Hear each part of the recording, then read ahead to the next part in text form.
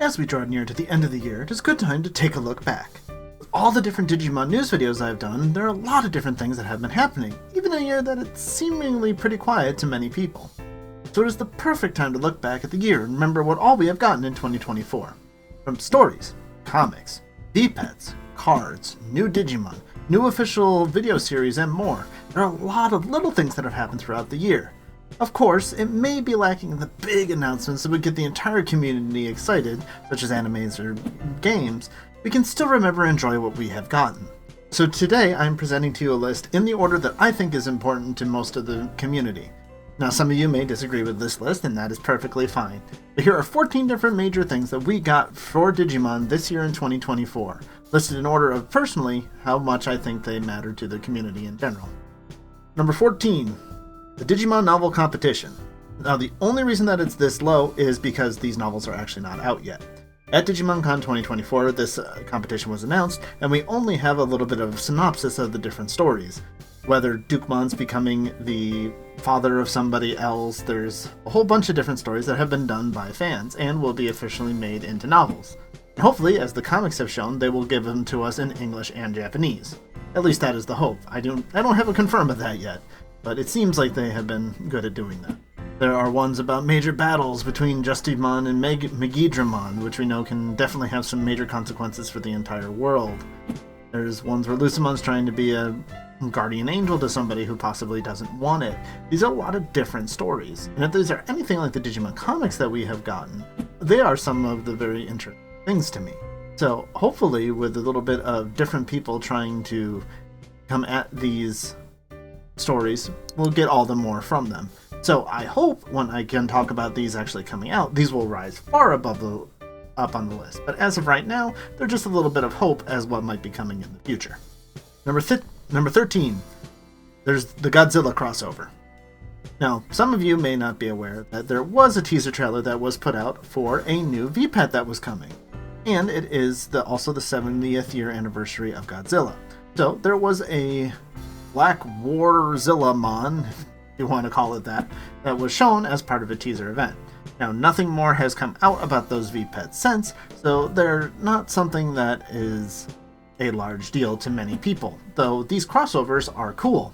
Though it also, as we go further on and you see there are more crossovers that have happened, it seems all the more that this is a thing that Digimon is pushing. Now, if they give us the other stuff, that's fine, and the crossovers just make it more affordable, I'm all for that. That's just fine. But I just hope that these aren't something that become just pretty much all we get for Digimon. Number 12, the Digimon Adventure Expedition held in Tokyo and Osaka. Now again, these are pretty low on the list because, well, these are the Japanese-only events.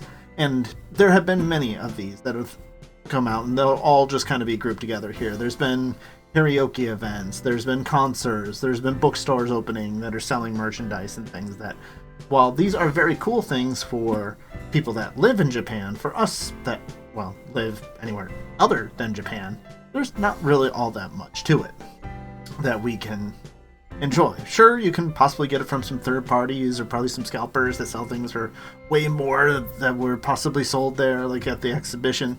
You could get a Agumon or a Gabumon card, so I'm sure you could find those for some insane prices out there online. But again, these are in-person events that only happen in Japan, so very little of it ever comes out to anything for the rest of us.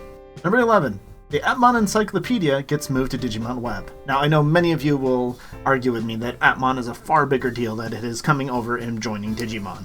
But to me, Atmon was an okay season with a really bad ending. Though a lot of people try to tell me that ending was amazing. Each their own. But them being brought over really just was an after effect of their website going down and just more easily bringing it over.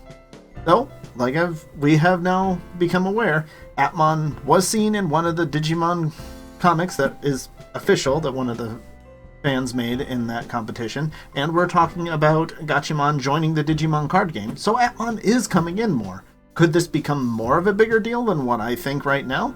Absolutely. So, if you're interested in Atmon, maybe you should have some hope that something more could be coming. The Terramon Assistant Lab begins. Now, many of you are aware of Terramon Assistant because he showed up towards the end of Endgame being a friend and helpful Digimon to Hero's dad, and possibly his partner. seems to be implied that that is his partner. But this is something entirely different, even though it dresses much the same. It is a video series that happens on the official Digimon YouTube channel. And most of this has been cute little things of talking about games, talking about questions that are all in Japanese. There are English subtitles, so you can sometimes understand them, but sometimes not all of the questions are in English, or little things like that. But sometimes there are also interviews and behind-the-scenes things that are quite interesting here. So it's very hit or miss whether these are very exciting or not, or if you can fully understand them in English. But it's a whole nother thing that Digimon is putting out. It's a VTuber model kind of Terriermon thing, and, you know, it's cute. It's fine.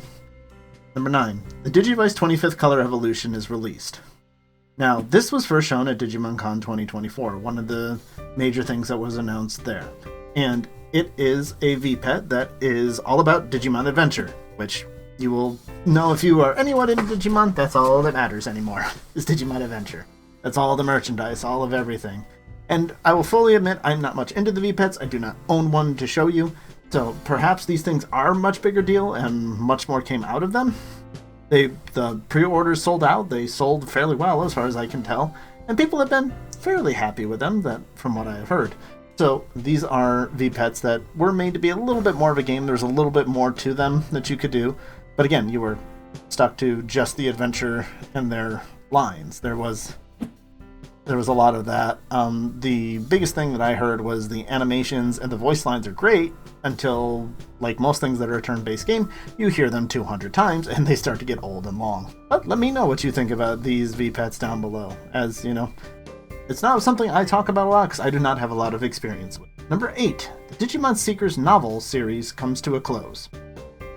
Now, I had to even remind myself making this video that that is when Seekers ended. That wasn't last year.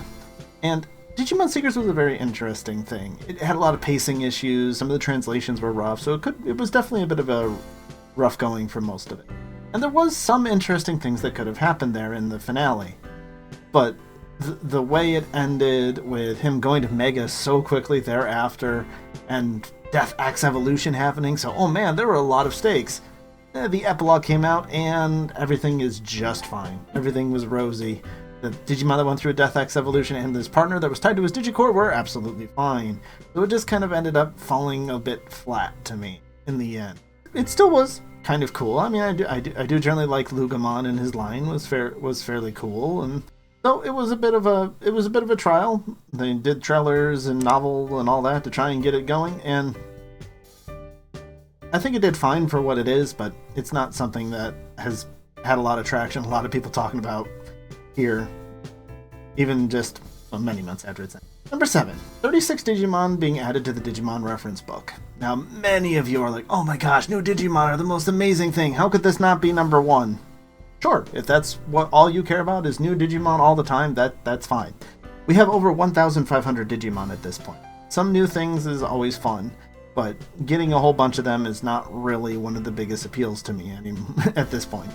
It's more stories, characters, cool things being done with what we already have. But we'll always be getting more. They always want to sell new things and see new things that work, and that's just fine.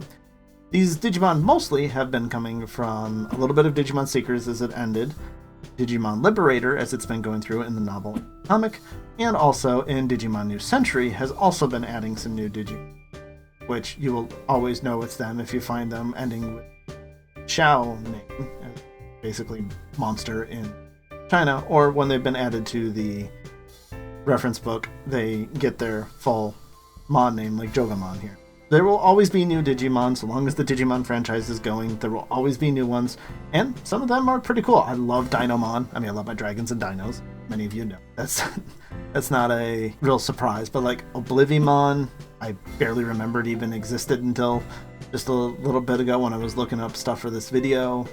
The newest one that came in was Pyramidimon with Sonorizamon, which is fine. It's a fine line. To me, Digimon will be memorable when they do memorable things in stories and games and stuff like that. And Digimon Liberator hasn't done much of that for me to make me remember me. Number 6, Digimon Con 2024. Now, Digimon Con 2024 is Many people will tell me it is not all about releasing new things. It's just a time to get together and celebrate Digimon. And if you watch the first hour of that, absolutely, I agree with you. But this is where they talked about Digimon Liberator and finally really introducing it to us. They announced the 25th Color Evolution. They talked about New Century and new updates coming to that game, which is only China, so that was really just a big tease to many of us, and even merchandise that was coming out or merch that was only available in China. And so many things were announced here. They even had a nice trailer that shows all of the different seasons, like after 4, where it just decided to skip ahead and not really go into the rest of them like it did the first few. Like, they're really telling us that they don't care that much about the newer seasons. It's all about the first ones. It's very confusing. But I think to many of us, Digimon Con, generally most years, has kind of been a disappointment of what it has to offer. Digimon Con 2025 is coming in late March, so hopefully, maybe this time, they will, be able to have something there to announce for it. They really need an anime or a game. Something big to get us excited once again. Number 5. The collaboration LCD toys with Hype Drop and the Monster Hunter were introduced. Now, these sold out so fast is really the reason they are this high up on the list. These are Digimon that are crossed over with Monster Hunter. The only 2 that were shown at this time were Rathalos and Greymon, and Zenogre and Garurumon, making their new Digimon that will appear in there, but all the rest are Monster Hunter. Otherwise, it's just using the typical Digimon VPET hardware and software, so it'll be a very similar thing to that. But as I said, this thing sold out twice. They had to open up new pre-order windows.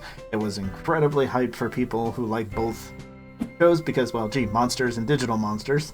They shared some common fans, which, probably shouldn't have been all that big a surprise to me. And so those are still coming. They've been ordered. And so next year, we'll hopefully get people actually able to talk about and enjoy those. Number 4, the Digimon card game. Now this is just in general. There have been so many different sets that have released, starter decks, boosters, events that have been happening, such as tournaments, whether from the world tournaments or just small tournaments at your local game store. The Digimon card game is the lifeblood of Digimon right now. It is all about being able to sell all these new cards, keep pushing these out, and if it wasn't for the Digimon card game, I feel like Digimon would be getting even less than it is right now. This is really what has been selling and pushing everything to allow everything else to happen.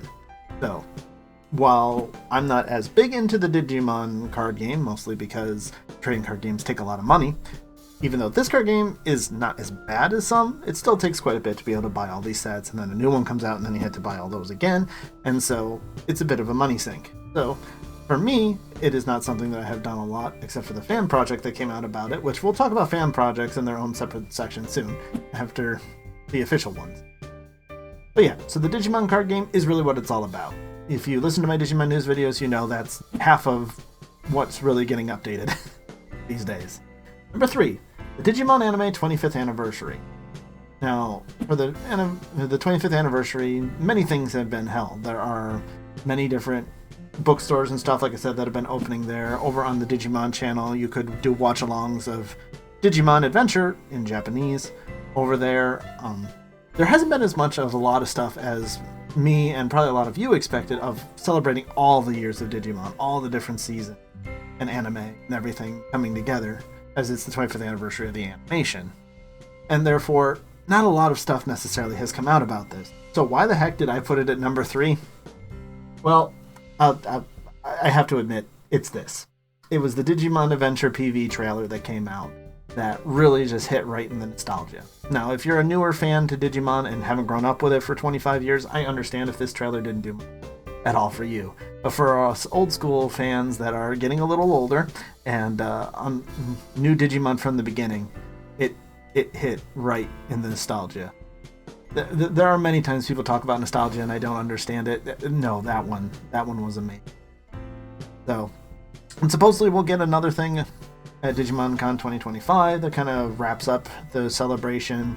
There'll be another probably video about that length that's with the older adventure kids, but that really is that's what really got to me, and one of the things I've enjoyed the most in Digimon in quite a while. Number 2, the Digimon Liberator webcomic begins. Now, again, personally, I have not been very impressed with Digimon Liberator. The card games are nearly chapters that I feel like I can skip in the card game. They are therefore just reaching megas because it's a card game, like it's nothing, because they have to be able to be competitive in a card game, but that makes it lose so much meaning of what Digimon is to me, of the growth, of the connections between characters. The novel really has just been introducing characters. There really hasn't been all that much to it.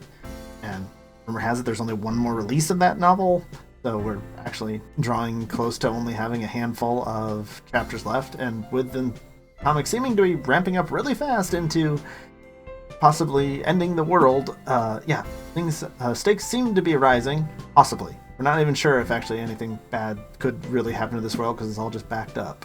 You've heard me talk about Liberator before if you've heard me talk about anything on this channel. So, while it's growing, things are ramping up in it, I'm still not exactly sold that things will be amazing for it. Hopefully it will prove me wrong, and I'm really hoping Chapter 10 that's coming out in the new year will not just be a card game, and we can keep up some momentum to doing something exciting with this.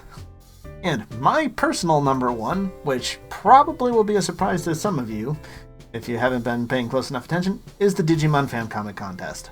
Those comics that have come out have been some of the best things that Digimon has put out in a while. Especially me personally, I have loved Digimon Paradox. Digimon Recollection's been pretty good. Even the Crossroad Witch has surprised me somewhat to be somewhat better. Knuckles and Mini Royal Knight Story have definitely been the weaker point of those. So it has been... those have not been as great, but the Digimon Paradox, the characters are well made, you understand all of their different sides that they're coming from. It's really investigating the bond of Digimon and partners. It just hits on all of these things that I really love, but I feel like there have been times that those things have really kind of been missed in a lot of Digimon lately. And it's just nice to see that with these fans working together with them, there really is some really neat things that we can still do with Digimon. There's still so many stories left out there. It is great to dive down into them. Now that is the official things that have come out this year that I wanted to talk about. Here at the end, I'm just going to give a shout out to a few fan projects that are coming out or have come out already this year that have been able to push us all the more to fill in gaps that Bandai won't give to us, and we have been able to fill in. Now, Dragon Rod Art gave us Digital Tamers 2 this year. If you want to see a video more about all of that, you can easily find that here. And it is a very complete game, all about raising Digimon and everything. Not a huge amount of story to it, unless there's more that I haven't unlocked by not doing 10,000 battles yet. But a huge roster of Digimon to enjoy, and a lot of time can be spent grinding through on that game. Hoang Zero and his crew brought us Digimon Card Game Online. So for those of you like me who didn't know the Digimon card game, you have a way to learn it. That came out this year, and allowed so many people to get into the card game, play with others if you're unable to find other people in your local area to play with. It has been a great client that's been updating constantly, trying to update to keep new cards in, and even give us small updates to features in it. It is all automated. It is very beautiful. Digital Monster Net Driver is still not quite out yet, but it is scheduled to come out within the next couple of days here at the very end of the year. This game is all about raising Digimon. It's like a VPET upgraded to be on PC. It's running all the time, but it's all about PvP, but has some story and missions that you can also do, and will be completely free upon release. You can cross-play and save between your phone and the PC, bouncing back and forth. So it should be an amazing project that will be coming soon for all to enjoy. And finally, the Digimon tabletops have also continued to grow, with me personally being aware of Digimon Digital Adventure version 2 has entered into its open beta, and I've been working on my Foundry, finally able to host things there, about hopefully running another campaign there. And Digimon World Beta has entered into version 1.1, so even that has also started to get... The fan projects are also continuing along, and if there's any more fan projects you want me to know about or to highlight in videos like this or my news videos, just let me know down in the comments below. And that is everything that Digimon has given us in 2024. It really seems like a lot when you break it down and look at it. It's just, I think a lot of people don't know about these smaller things because they're either just in Japan or they're harder to understand if you're not a native Japanese speaker, so it feels like Digimon's kind of been forgotten. Of course, it hasn't. I'm here to prove that to you, and here is all of my evidence. Thank you all for watching. I hope you enjoyed this video looking back at Digimon in 2024. If you did, make sure to leave a like, comment, subscribe if you want to hear more about Digimon from me. And as always, everyone, remember to be awesome. Till the next one,